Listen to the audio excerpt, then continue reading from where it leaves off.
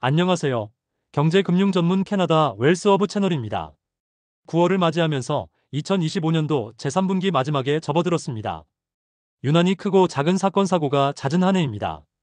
지정학적 분쟁, 무역 갈등, 산업 규제까지 다양한 이슈들이 전 세계 금융시장의 흐름을 흔들었습니다. 그 여파는 주식, 채권 시장뿐 아니라 부동산 시장에도 직간접적으로 스며들고 있습니다. 가장 큰 충격파는 미국의 관세 정책에서 시작됐습니다. 8월, 미국은 캐나다산 일부 수입품에 대해 35% 관세를 부과하며 사실상 USMCA 무력화에 나섰습니다. 수출 중심의 제조업체와 중소기업에 직접 타격을 주는 조치입니다. 이와 함께 미국 정부는 반도체 대중 수출을 제한하는 15% 룰을 도입했습니다. 엔비디아, AMD 등 미국 반도체 기업들은 중국 판매 매출의 15%를 미국 정부에 제공하는 조건으로 일부 칩 수출을 재개했지만 장기적으로는 이익률 하락과 시장 점유율 변동이 불가피합니다. 국제적으로는 러시아 우크라이나 전쟁의 장기화, 홍해와 중동 지역의 해상 운송 불안, 원자재 공급 차질이 시장 불확실성을 키웠습니다. 미국 증시는 여전히 AI와 빅테크가 상승세를 이끌고 있습니다.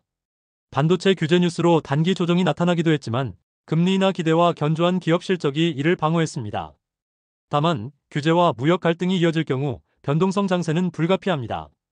캐나다 주식시장 TSX는 7월 말 사상 최고치에 근접했다가 관세 부과와 실적 혼조로 조정을 받았습니다.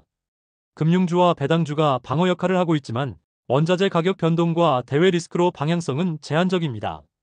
에너지와 광물 관련 종목은 여전히 투자 매력은 있으나 유가와 국제 정세에 민감한 만큼 신중한 접근이 필요합니다. 캐나다 부동산 거래량은 금리 인하 기대를 바탕으로 회복세를 보이고 있습니다. 토론토와 밴쿠버에서는 거래가 늘었지만 가격은 완만한 하락세가 지속되고 있습니다.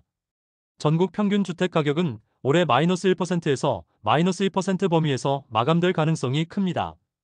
금리 인하가 이어진다면 거래 회복세는 유지되겠지만 관세 충격이 실물 경제에 전이될 경우 가격 상승은 제약을 받을 것입니다. 올해 하반기와 내년 초는 변동성 속 기회가 핵심 키워드가 될 것입니다. 자산별로 설명드리면 주식의 경우 미국은 빅테크 비중 조절 후 우량 배당 성장주 병행, 캐나다는 배당주와 자원 관련주 중심의 코어 포트폴리오 유지, 부동산의 경우 실수요 중심의 안정적 접근, 투자용 부동산은 공실과 현금 흐름 관리가 관건, 리스크 관리에 있어서는 무역과 규제 뉴스에 따른 단기 변동성 대비 분할 매수와 해지 전략 필수. 캐나다 중앙은행은 올해 들어 기준금리를 3차례 연속 동결하며 2.75% 수준을 유지하고 있습니다. 다만 미국발 관세 충격과 수출 둔화가 3분기 성장률을 크게 낮출 경우 10월 또는 12월 회의에서 소폭 금리 인하 가능성이 열려 있습니다. 인하폭은 0.25%가 유력하며 이를 통해 경기 방어 의지를 시장에 전달할 것으로 보입니다. 금리가 인하된다면 주식시장은 단기적으로 긍정적인 반응을 보일 수 있습니다. 금융주, 부동산 관련주, 경기민감 소비재 등이 수혜를 입을 가능성이 있습니다. 반면 인하폭이 제한적이거나 물가 불안으로 인하가 지연될 경우 시장은 실망 매물이 나올 수 있습니다.